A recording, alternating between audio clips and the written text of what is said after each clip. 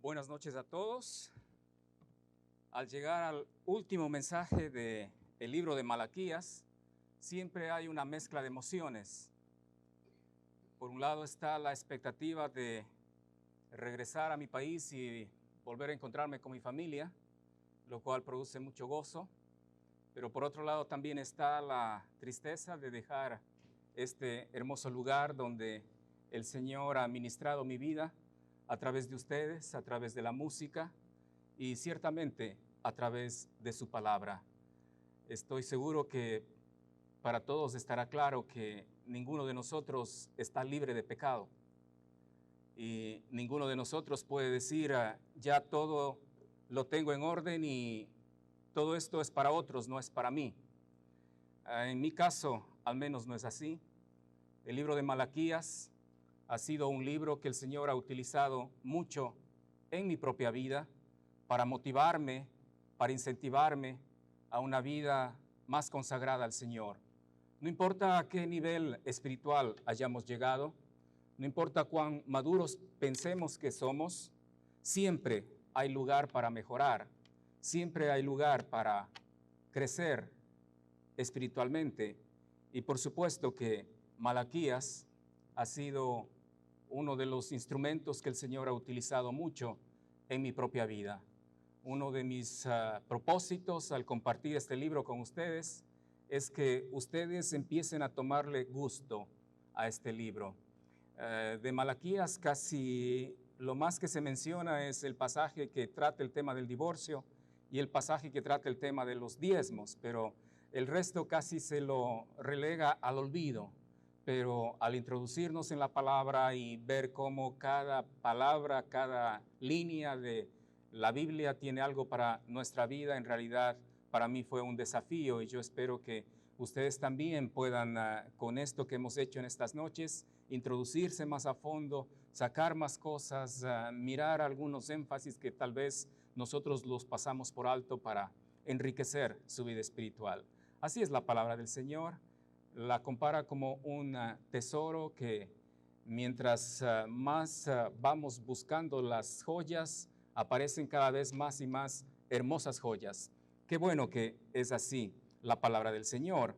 Aprovechando que esta es la última ocasión que en esta oportunidad yo estoy ante ustedes, quisiera hacer una cortísima cuña comercial de nuestro ministerio.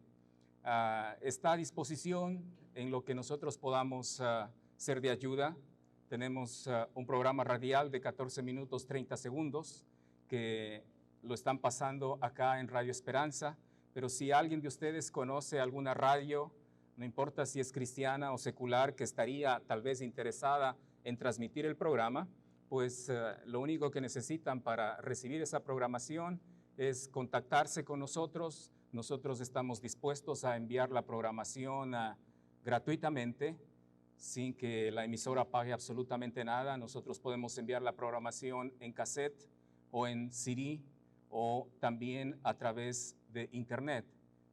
Hay muchas maneras que las emisoras podrían estar recibiendo esa programación. Entonces, si alguien estuviera interesado en eso, pues estamos a disposición. A partir de enero del 2004, tendremos 4 nuevos programas que también estarán a disposición de las emisoras para ser transmitidos. Lo único que exigimos y requerimos de las emisoras es que lo transmitan, porque no nos interesa enviar programación a alguien y esa persona que esté guardando los cassettes o los CDs y que no los esté poniendo al aire. Entonces, si es que hay una emisora dispuesta a transmitir el programa, pues con mucho gusto.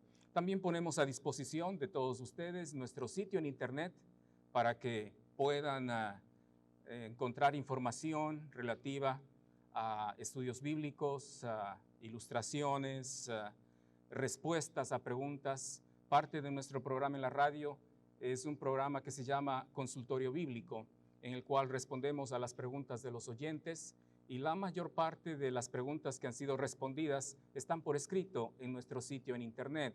Entonces está muy bien organizado en temas, en citas bíblicas de difícil interpretación y al menos tienen la posibilidad de encontrar la manera como nosotros entendemos tal o cual pasaje. Entonces, cualquiera de ustedes a través de internet puede beneficiarse de este sistema que está a disposición. La dirección www.labibliadice.org. Entonces es www.labibliadice.org. Allí estamos para servirles. Muy bien.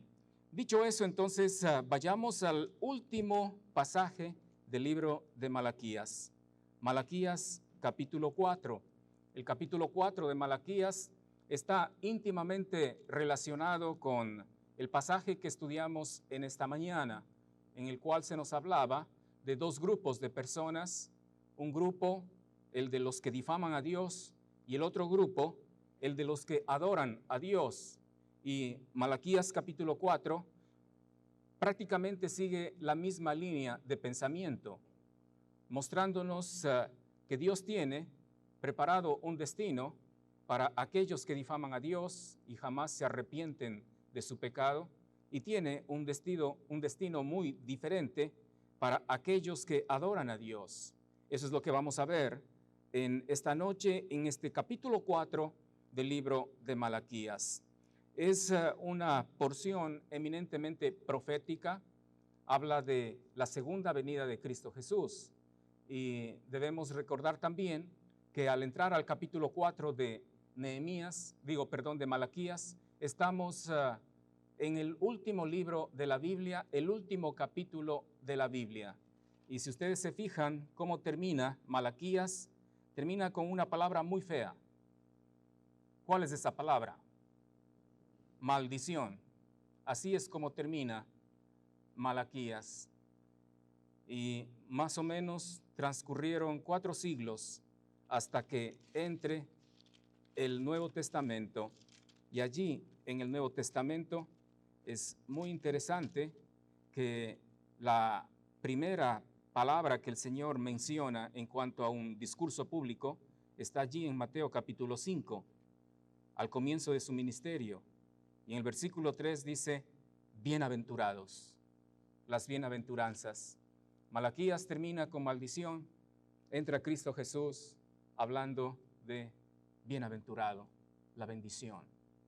Es decir que estamos en un tiempo muy importante de transición entre lo antiguo y lo nuevo. Muy bien, dicho eso, entonces vamos a analizar el capítulo 4 de Malaquías. Versículo 1 dice, porque he aquí viene el día, ardiente como un horno, y todos los soberbios y todos los que hacen maldad serán estopa. Aquel día que vendrá los abrazará, ha dicho Jehová de los ejércitos, y no les dejará ni raíz ni rama. Este es el destino que espera a todos aquellos que forman parte del grupo que vimos esta mañana, los que difaman a Dios. Estas eran las personas que decían a Dios, por demás es servir a Dios. ¿Qué aprovecha que guardemos su ley y que andemos afligidos en presencia de Jehová de los ejércitos? Decimos pues ahora, bienaventurados son los soberbios, y los que hacen impiedad no solo son prosperados, sino que tentaron a Dios y escaparon. Cuando una persona persiste en esta conducta, persiste en tener esto en su mente, pues lo único que le queda a Dios es derramar su juicio sobre esa persona. Y a eso es lo que se refiere el versículo 1 de capítulo 4 de Malaquías. Dice, he aquí, nos habla de que hay un momento, hay un instante en el tiempo, y luego habla de que viene el día. Cuando habla ahí de el día, no está hablando de un día de 24 horas, está hablando de un evento en el cual acontecerá todo lo que Malaquías está diciendo. Básicamente está hablando del día de Jehová. El día de Jehová no es un día de 24 horas, es un tiempo en el cual Jehová derramará su ira sobre este mundo, en lo que nosotros conocemos como la tribulación. La tribulación tiene un doble propósito. En lo que tiene que ver con el pueblo de Israel, el propósito de la tribulación es purificar a un pueblo para que esté listo para recibir a Cristo Jesús como su Mesías. Y el propósito de la tribulación en lo que tiene que ver con el pueblo gentil incrédulo es castigo, es retribución por todo el tiempo y la manera como el incrédulo se ha atrevido a ignorar a Cristo Jesús y a rechazarlo como Salvador. Castigo es lo que espera.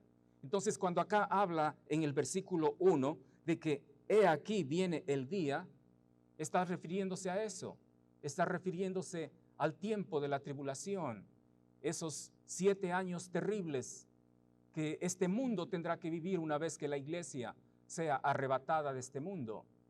El mundo se verá sumido en ese terrible momento de ver de primera mano la ira de un Dios ofendido por el pecado.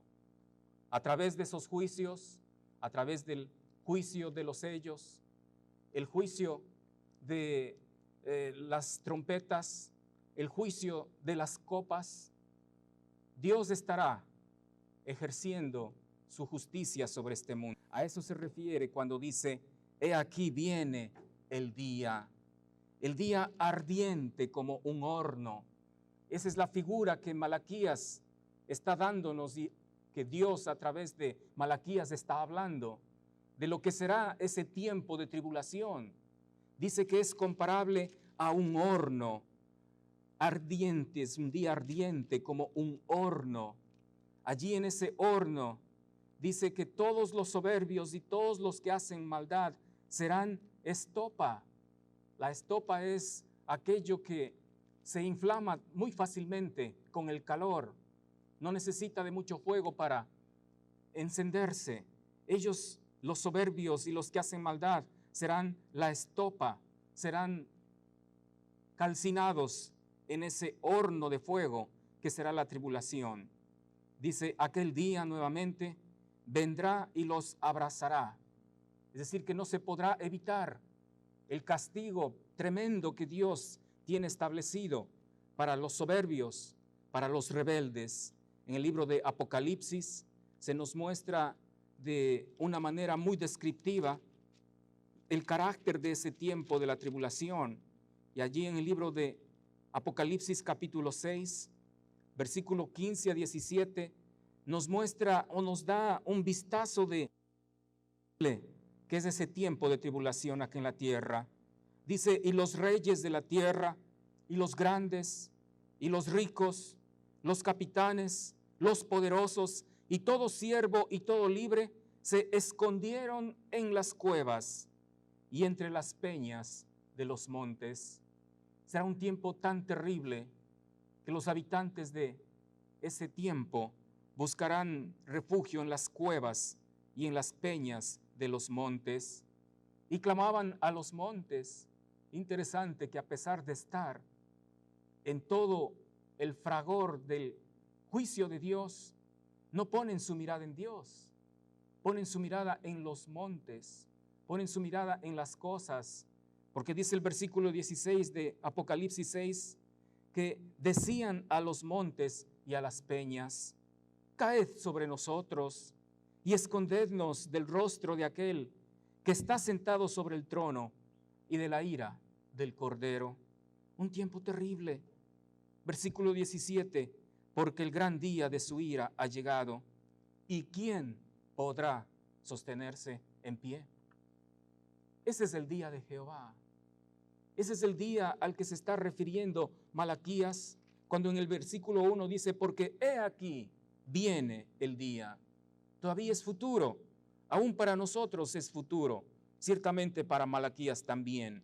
He aquí viene el día, ardiente como un horno. Interesante que durante el tiempo de la tribulación habrá tal convulsión en este mundo que las condiciones del mundo serán afectadas terriblemente. Yo no sé si ustedes supieron, pero el día de hoy nuestro mundo está siendo bombardeado por una explosión solar y hay problemas en las comunicaciones y más o menos por 18 horas el mundo va a estar siendo afectado por esa explosión solar. Estas explosiones solares ocurren de tanto en tanto, con una frecuencia de 11 años aproximadamente, y tienen la capacidad de causar serios destrozos. Entre ellos, obstaculizan las comunicaciones. Yo estaba allí en el lugar donde estoy hospedado en estos días, y más o menos a eso de las 3 de la tarde se cortó la luz. No sé si fue en todo lugar o solamente donde yo estaba. Entonces yo estaba pensando, a lo mejor eso fue un efecto de esa mancha solar que explotó y que lanzó al espacio una cantidad enorme de radiación que bloquea las comunicaciones, afecta la distribución de electricidad y muchas otras cosas más. Fíjese, el mundo está relativamente normal, pero aún en estas condiciones de un cuerpo celeste que está tan distante como el Sol, cuya luz nos llega más o menos en 5 minutos, es lo que tarda la luz del Sol a la Tierra, aún así el Sol tiene su efecto sobre las condiciones de este mundo, pero en la tribulación va a ser muchísimo más. En la tribulación todo este mundo va a estar convulsionado, la atmósfera va a ser cambiada, el Sol va a estar quemando a los habitantes de la tierra. Y dice la palabra de Dios que las potencias de los cielos serán conmovidas. Vamos a ver, por ejemplo, lo que dice el libro de Joel, guardando nuestro lugar allí en Malaquías. Vamos al libro de Joel, capítulo 2, para que veamos cómo es que sucederán las cosas en ese tiempo y para ver cuánta razón tiene Malaquías cuando nos habla de que ese día la tierra va a ser como un gran horno.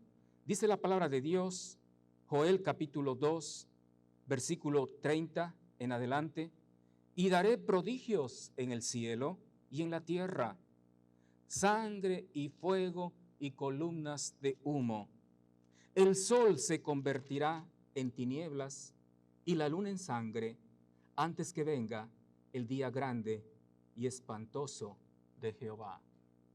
Las armas que se utilizarán durante la tribulación producirán tal efecto en este mundo que la atmósfera tan necesaria para la vida de este planeta estará siendo totalmente transformada. Habrá una especie de capa de contaminación rodeando la atmósfera y en la Tierra se producirá lo que los científicos llaman el efecto invernadero, por el cual los rayos del sol penetran de tal manera la Tierra que la calientan uniformemente y la temperatura sobre la Tierra será tan alta, casi comparable a lo que es hoy en día en las regiones tropicales. Pero eso será en todo el mundo, inclusive los polos. Imagine lo que eso sucederá, lo que eso puede causar. Todos los hielos de los polos se derretirán con la temperatura. Entonces, la palabra de Dios tiene mucha razón cuando compara a la tierra de esa época como que es un gran horno, porque va a ser así. Y allí, en ese lugar, entonces los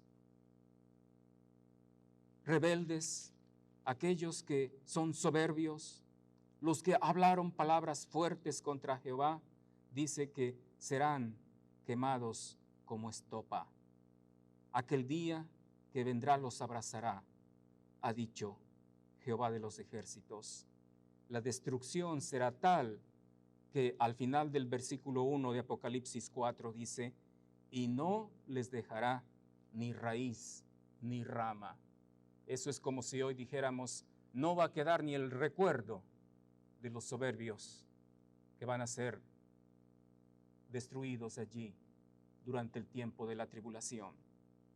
Es que, mis queridos hermanos, de Dios no se puede burlar nadie. El hombre piensa que puede levantar sus puños contra Dios y atacar a Dios y hacer mofa de Dios y burlarse de Dios. Pero el hombre no se va a salir con la suya. El hombre va a recibir el justo juicio de Dios. Y Malaquías está hablándonos en términos que en realidad nos hacen temblar de lo que será ese tiempo.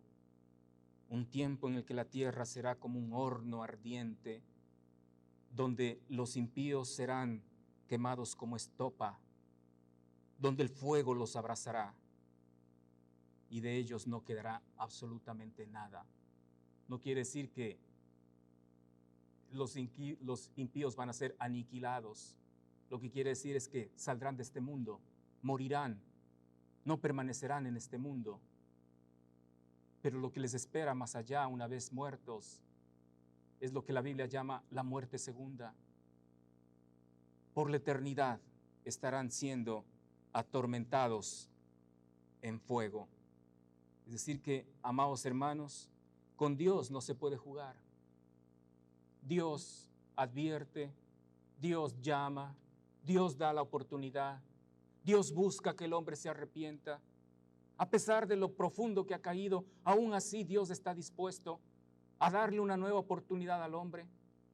Pero si el hombre persiste en su pecado, si a pesar de todos los llamados, el hombre se mantiene con su corazón endurecido ante Dios, lo único que le espera al hombre es ser objeto del juicio de Dios.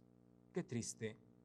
Y luego dice, versículo 2, ya se cambia el objeto de las personas, ya no son ese grupo de aquellos que estaban difamando a Dios, ahora es un grupo diferente.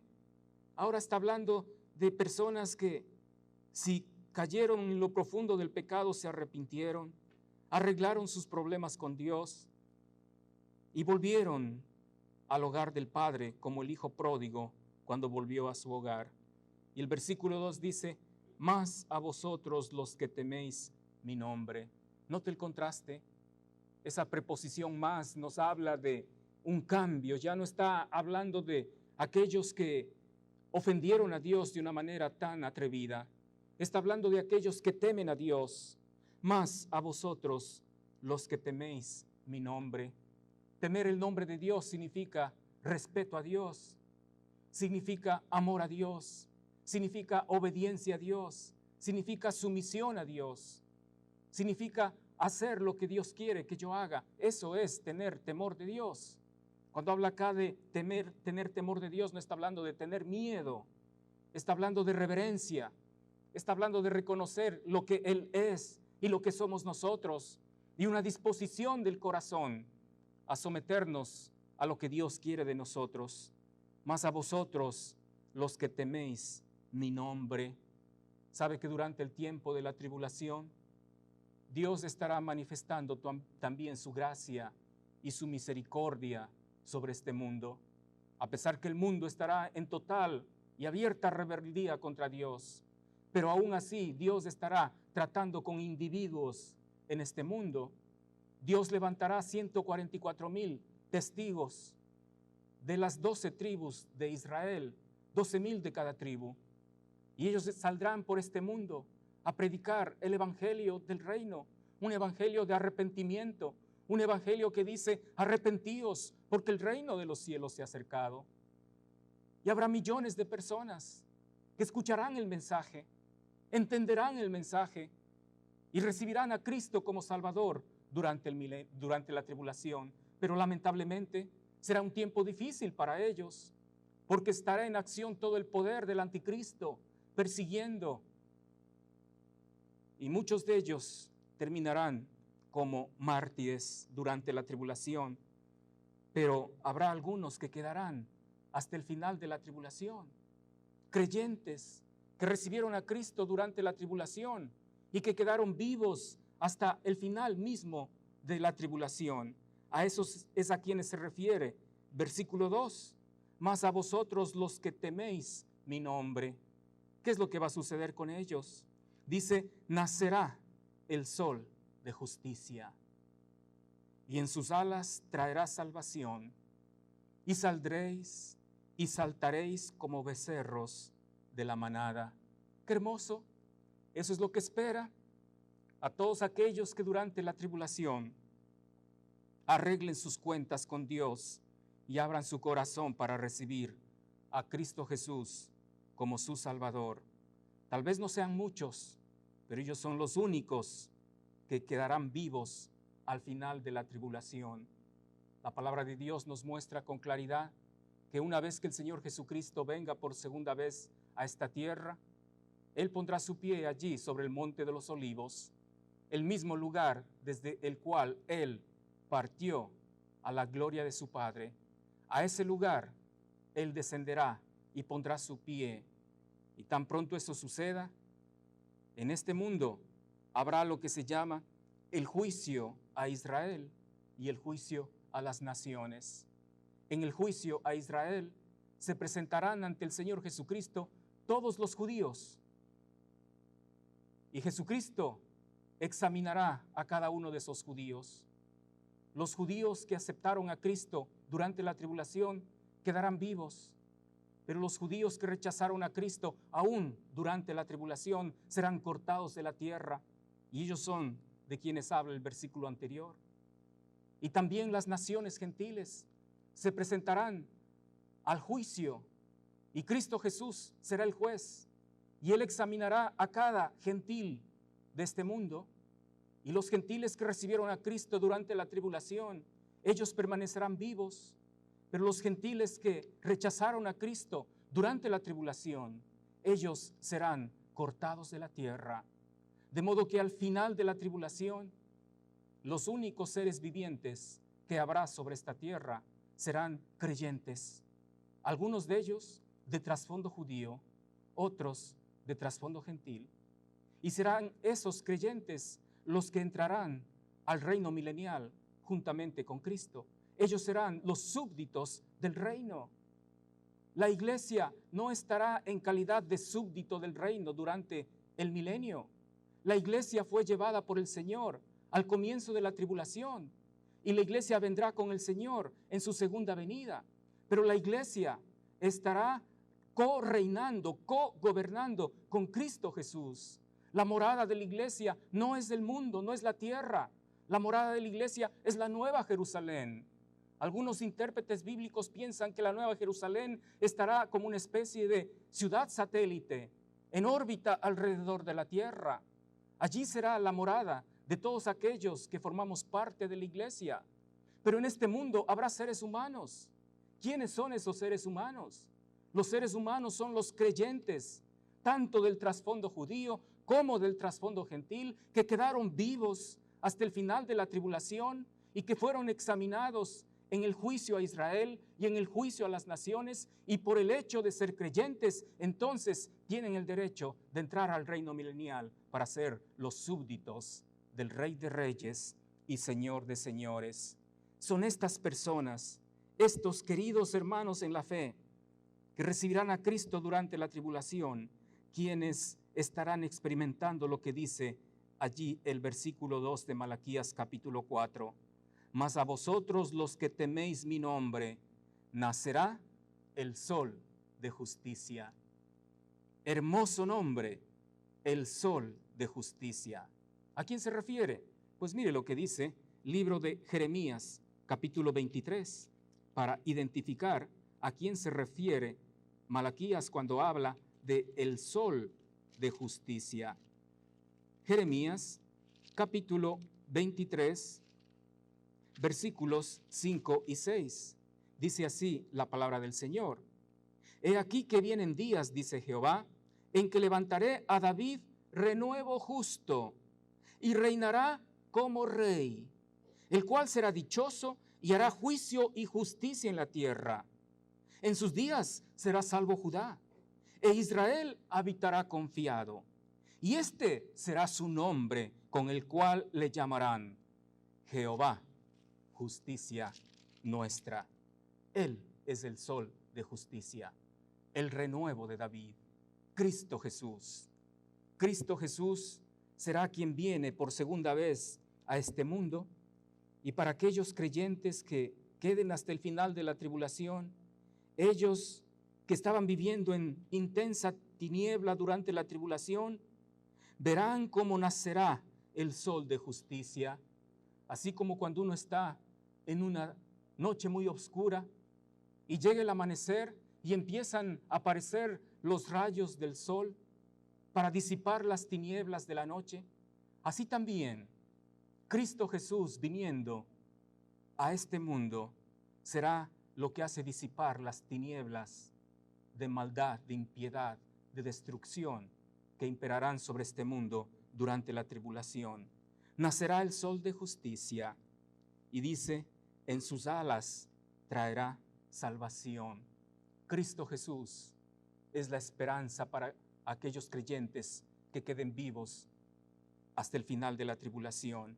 Por eso es que el texto dice, en sus alas, Cristo Jesús, en sus alas traerá salvación. Me encanta la manera como pone a Cristo Jesús. En sus alas traerá salvación. ¿Saben qué me hace pensar? Me hace pensar en una gallina con sus pollitos. ¿Ha visto usted la gallina cuando tiene pollitos? Y cuando los pollitos están amenazados por algo, ¿qué es lo que hacen? Corren a refugiarse y la gallina abre sus alas y los pollitos entran allí y luego la gallina cierra sus alitas y los pollitos están tranquilos, están protegidos bajo las alas de su madre. Y qué hermoso pensar que es algo parecido a lo que sucederá en la tribulación. El mundo será hostil, el mundo estará convulsionado, el mundo será como ese horno ardiendo, pero allí nacerá el sol de justicia, allí aparecerá Cristo Jesús y todos los creyentes que estén vivos hasta el final de la tribulación podrán refugiarse en las alas de salvación de Cristo Jesús. En sus alas traerá salvación y saldréis y saltaréis como becerros de la manada. ¿Qué gozo habrá en esos creyentes? Porque casi por 7 años han tenido que vivir en la opresión, casi por 7 años han tenido que vivir en constante temor, en constante peligro.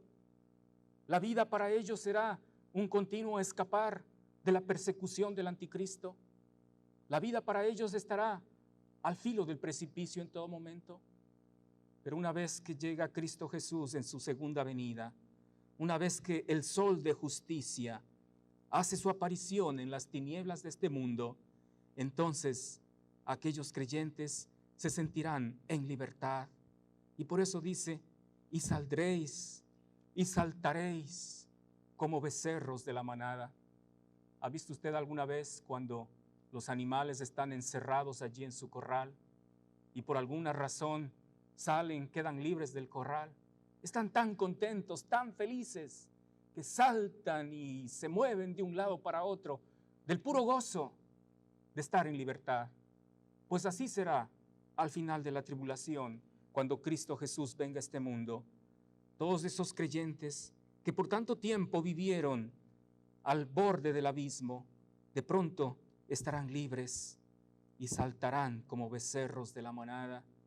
Versículo 3, hollaréis a los malos, los cuales serán ceniza bajo las plantas de vuestros pies. ¿Por qué? Porque todos los malos habrán sido consumidos y los únicos que queden vivos serán los creyentes al final de la tribulación. Hollaréis a los malos, los cuales serán ceniza bajo las plantas de vuestros pies. Lo único que quedará de los malos son sus restos, como polvo sobre este mundo. Por eso dice, serán como ceniza bajo las plantas de vuestros pies. En el día que yo actúe, ha dicho Jehová de los ejércitos. Note que es todo obra de Dios, porque dice, eso sucederá el día que yo actúe. Interesante que este mundo va de mal en peor. Este mundo no va a cambiar. Por más que se levanten personas que prometen cambios importantes, no va a cambiar. Va a ir siempre en constante deterioro. La única manera de que cambie es por intervención directa de parte de Dios. Cuando Él venga a este mundo primero a llevar a su iglesia y después por segunda vez para traer juicio sobre este mundo que tanto ha estado en contra de Él. En el día que yo actúe, ha dicho Jehová de los ejércitos. Una vez más encontramos el nombre Jehová de los ejércitos. Perdí la cuenta de tantas veces que en el libro de Malaquías aparece ese hermoso nombre para Dios, Jehová de los ejércitos. Él es el que garantiza que todo aquello que se ha dicho va a acontecer. Y luego entra otra porción entre los versículos 4 a versículo 6, acá en el capítulo 4 de Malaquías. Hay dos personajes importantes que se mencionan en el versículo 4 y el versículo 5. Se menciona allí de Moisés y se menciona de Elías. Moisés, además de ser el personaje tan conocido y tan querido por el pueblo de Israel, pero Moisés significa y simboliza la ley. Elías, por su lado, el profeta, Elías Tisbita, él representa a los profetas. Si usted recuerda, allí en el libro de Mateo, en lo que conocemos como la transfiguración, aparecieron esos dos personajes juntamente con Cristo Jesús cuando Él se transfiguró. Y esa aparición es muy significativa, porque indica que en Cristo Jesús se cumple todo lo que la ley prefiguraba y todo lo que los profetas anunciaron de antemano. Por eso es que los dos aparecen en el monte de la transfiguración junto a Jesús. Lo que están diciendo es, Él, el Hijo, Cristo Jesús, es de quien toda la ley hablaba a través de símbolos, a través de todo lo que se hacía allí en el templo, a través de mostrar que el hombre está imposibilitado de salvarse a sí mismo por cumplir con la ley y que necesita de otro para que tome su lugar, para pagar lo que es la consecuencia del pecado. La ley apuntaba a Cristo Jesús. Pero no solamente la ley, sino también los profetas. Y tal vez dentro de esos profetas, representándose allí por Elías, los profetas también anunciaban el advenimiento del Mesías, anunciaban de que el Cristo, el ungido, va a venir a este mundo. Y cuando Moisés y Elías aparecen en el monte de la transfiguración, allí se nos muestra que en Cristo Jesús se cumple todo lo que la ley prefiguraba y todo lo que los profetas anunciaban. Entonces no es accidente que en el capítulo 4, versículos 4 y 5 de Malaquías aparezcan esos dos personajes. Versículo 4, acordaos de la ley de Moisés mi siervo, al cual encargué en Horeb ordenanzas y leyes para todo Israel. Probablemente esto tenía una intención de exhortar a los judíos de la época de Malaquías, pero ciertamente tiene una implicación a futuro, mostrando que Cristo Jesús es en quien se cumple todo lo que la ley prefiguraba. Pero no solamente está Moisés con la ley. Versículo 5 dice, he aquí yo os envío el profeta Elías, antes que venga el día de Jehová grande y terrible. Está prometiendo la venida del profeta Elías. Ahora, hay muchos intérpretes que piensan que el profeta que se llamaba Elías Tisbita, va a venir durante la tribulación a preparar el camino de la venida o la segunda venida de Cristo Jesús. Puede ser que sea así. No hay argumentos muy fuertes para decir que no. Pero puede ser también que cuando habla acá de que yo envío al profeta Elías, está hablando en realidad de profetas con el espíritu de Elías, así como fue Juan el Bautista. Sabe que Juan el Bautista vino a este mundo con el espíritu de Elías. Y por eso es que inclusive Juan el Bautista se vestía de la manera como se vestía Elías. Juan el Bautista no era Elías. Cuando Juan el Bautista está en el apogeo de su ministerio, la gente de Jerusalén envían emisarios a él para interrogarle acerca de su identidad. Vamos a Juan capítulo 1, versículo 19 en adelante, dice: este es el testimonio de Juan, cuando los judíos enviaron de Jerusalén sacerdotes y levitas para que le preguntasen: ¿tú quién eres? Confesó y no negó, sino confesó: yo no soy el Cristo. Y le preguntaron: ¿qué pues? ¿Eres tú Elías? Dijo: no soy. ¿Eres tú el profeta? Y respondió: no. Le dijeron: pues ¿quién eres? Para que demos respuesta a los que nos enviaron. ¿Qué dices de ti mismo? Dijo: yo soy la voz de uno que clama en el desierto: enderezad el camino del Señor, como dijo el profeta Elías. Note que Juan el Bautista no está diciendo: yo soy Elías. Él dice: yo estoy anunciando un mensaje conforme a lo que el profeta Elías profetizó en su tiempo. Y esa profecía aparece allí en el libro de Isaías, capítulo 40, versículo 3. Entonces, Juan el Bautista vino a este mundo con el espíritu de Elías. Él no era Elías en persona. Cuando Juan el Bautista fue concebido, se habló de él antes de que naciera. Y mire lo que dice en el libro de Lucas.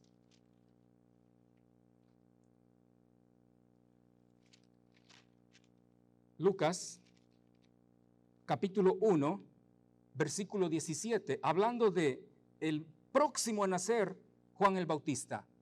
Lucas 1:17 dice: e irá delante de él. ¿Delante de quién? Cristo Jesús. E irá delante de él con el espíritu y el poder de Elías, para hacer volver los corazones de los padres a los hijos y de los rebeldes a la prudencia de los justos, para preparar al Señor un pueblo bien dispuesto. Ahora, si todo el testimonio del Nuevo Testamento fuera solamente eso, entonces no nos quedaría la más mínima duda de que Juan el Bautista no era el Elías de quien habla acá Malaquías capítulo 4, versículo 5. Pero hay un problema. Fíjese este problema. Vamos a buscar Mateo capítulo 11.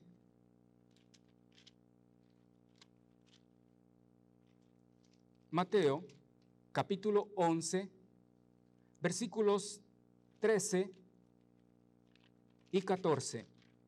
Mateo 11, 13 y 14.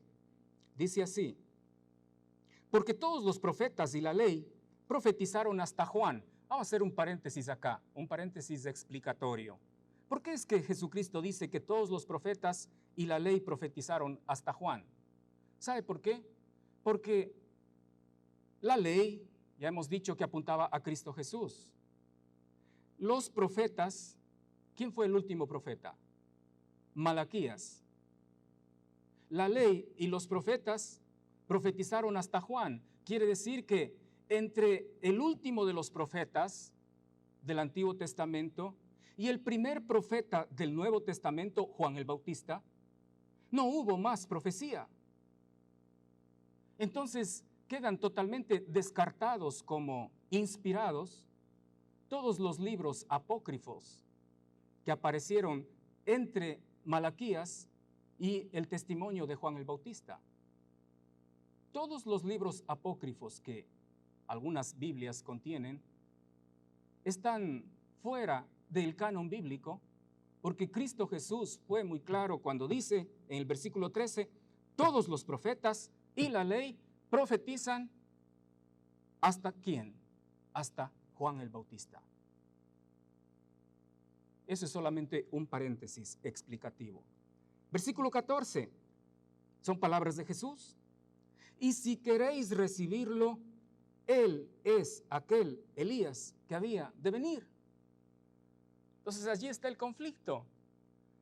Juan el Bautista dijo, yo no soy Elías. Antes de que él naciera, se dijo que él vendría en el espíritu y el poder de Elías. Pero ¿por qué es que Cristo Jesús está diciendo que Juan el Bautista era aquel Elías que había de venir? ¿Sabe por qué? Porque Cristo Jesús, cuando vino a este mundo por primera vez, Él vino con la oferta válida de establecer su reino sobre este mundo. Y si el pueblo de Israel hubiera aceptado a Cristo Jesús como Mesías, Juan el Bautista hubiera sido el Elías de quien habla Malaquías capítulo 4, versículo 5. Entonces tiene mucha razón Cristo Jesús cuando dice, Elías vino en la persona de Juan el Bautista, pero la nación le rechazó. Y porque fue rechazado, entonces sucedió todo lo que sucedió con él. Fue a la cruz del Calvario, ascendió a la gloria de su Padre y está por venir por segunda vez a este mundo. Eso significa que en los instantes previos, o los momentos previos más bien, antes de la segunda venida de Cristo Jesús, vendrá a este mundo alguien, tal vez en el poder y el espíritu de Elías, o quién sabe, tal vez el mismo Elías, para preparar el camino del Señor, ya no en su primera venida, sino para su segunda venida.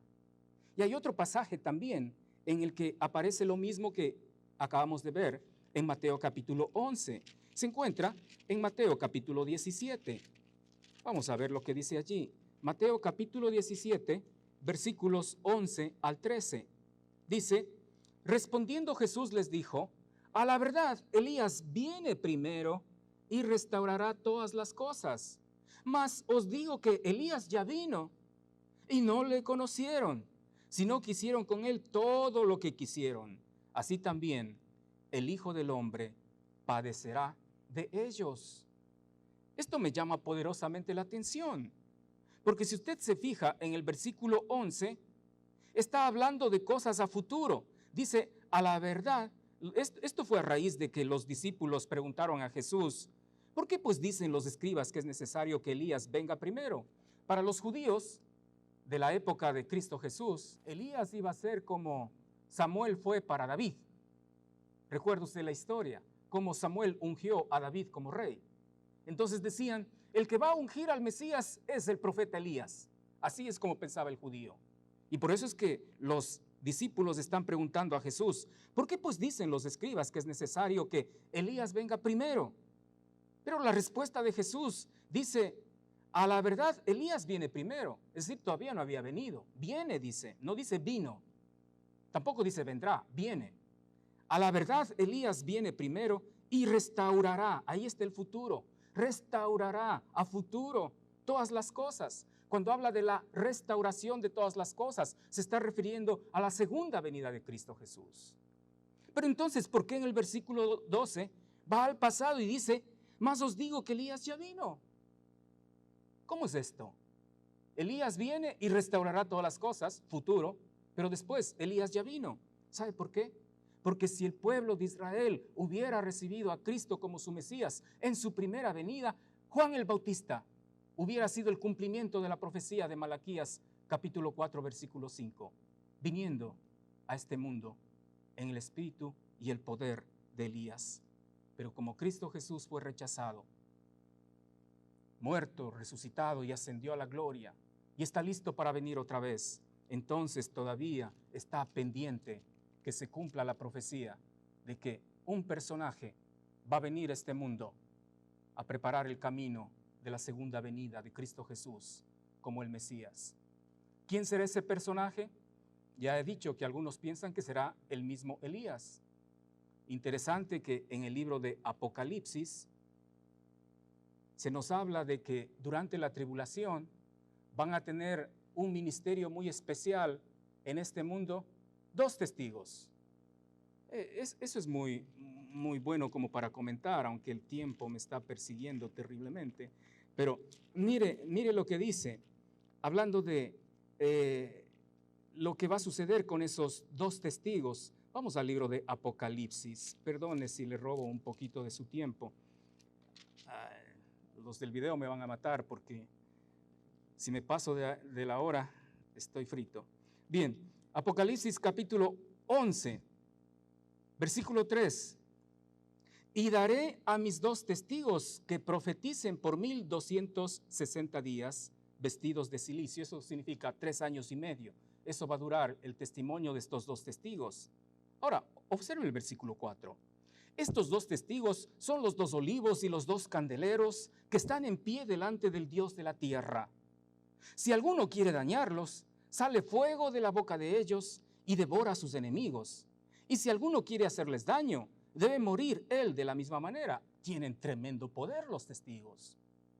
Ahora, maravíllese de lo que dice el versículo 6. Estos, hablando de los 2 testigos, tienen poder para cerrar el cielo a fin de que no llueva en los días de su profecía. ¿A quién le suena eso? ¿Quién cerró las llaves de los cielos durante un tiempo que él profetizaba? Elías, ¿no es cierto? ¿Y qué pasa con el otro? Miren lo que dice a continuación. Y tienen poder sobre las aguas para convertirlas en sangre y para herir la tierra con toda plaga, cuantas veces quieran. ¿A quién le suena eso? A Moisés. No podemos ser dogmáticos y decir que los 2 testigos son Moisés y Elías, pero hay bastante evidencia que muestra que tal vez son ellos los 2 testigos. Entonces se cumplirá precisa y perfectamente la profecía de Malaquías, capítulo 4, versículo 5, cuando dice: he aquí, yo os envío al profeta Elías antes que venga el día de Jehová, grande y terrible. El ministerio de ese profeta Elías, o un personaje en el poder o el espíritu de Elías, aparece allí en el versículo 6, dice: él hará volver el corazón de los padres hacia los hijos y el corazón de los hijos hacia los padres. Idéntico al ministerio que tenía Juan el Bautista.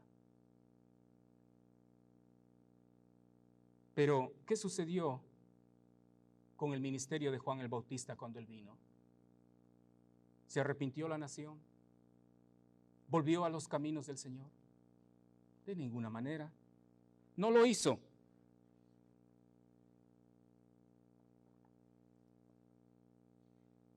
Y por cuanto no lo hizo, en la primera venida de Cristo Jesús se cumplió la última parte de Malaquías 4:6, cuando dice: no sea que yo venga y hiera la tierra con maldición.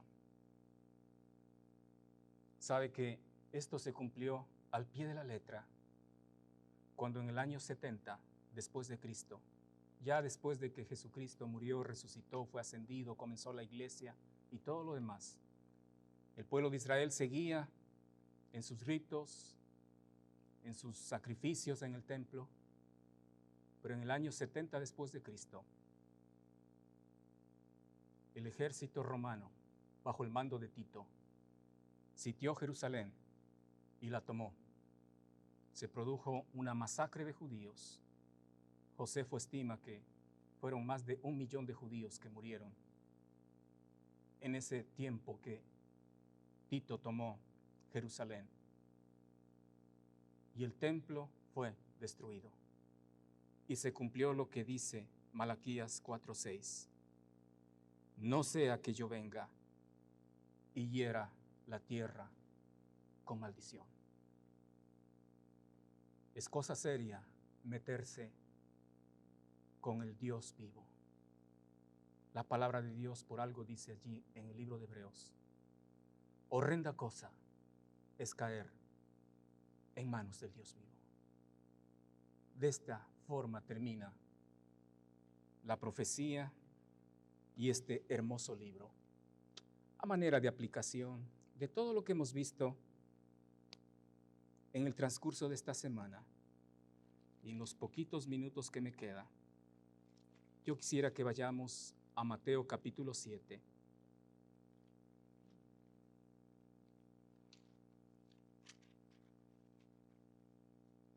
Mateo capítulo 7. En estos días hemos escuchado mucho de los males que había en la gente en la época de Malaquías. Hemos hecho comparaciones muy precisas a los males que hay hoy en día en la iglesia. Y hemos visto que para Dios eso reviste tremenda importancia. Y yo quiero dejarles con este pasaje que nos va a ayudar a poner en práctica lo que hemos escuchado. Porque si no, todo quedará en el plano de un mero discurso, vacío de realidad. La palabra de Dios está para que cambiemos nuestra forma de pensar y nuestra forma de actuar. Y acá, en Mateo capítulo 7, versículo 24 dice: cualquiera pues que me oye estas palabras y las hace, le compararé a un hombre prudente que edificó su casa sobre la roca. Descendió lluvia y vinieron ríos y soplaron vientos y golpearon contra aquella casa y no cayó porque estaba fundada sobre la roca. Pero cualquiera que me oye estas palabras y no las hace, le compararé a un hombre insensato que edificó su casa sobre la arena. Y descendió lluvia, y vinieron ríos y soplaron vientos, y dieron con ímpetu contra aquella casa, y cayó, y fue grande su ruina. Hemos escuchado lo que Dios dice en su palabra en el libro de Malaquías. Pero ¿qué vamos a hacer con esa palabra? ¿La vamos a aplicar a nuestra vida? ¿O vamos a hacernos de oídos sordos a la palabra que Dios nos ha dado en el libro de Malaquías? La respuesta, mi hermano, es suya. Lo único que nosotros podemos hacer es anunciar y advertir. Pero solamente el Espíritu Santo podrá quebrantar su corazón. Y el Espíritu Santo no lo hará si usted se opone. Mi desafío es que usted sea un hombre sabio que edifica su casa sobre la roca. Y eso queda demostrado porque oye lo que dice Dios en su palabra y hace lo que dice Dios en su palabra. Que Dios le bendiga. Amén.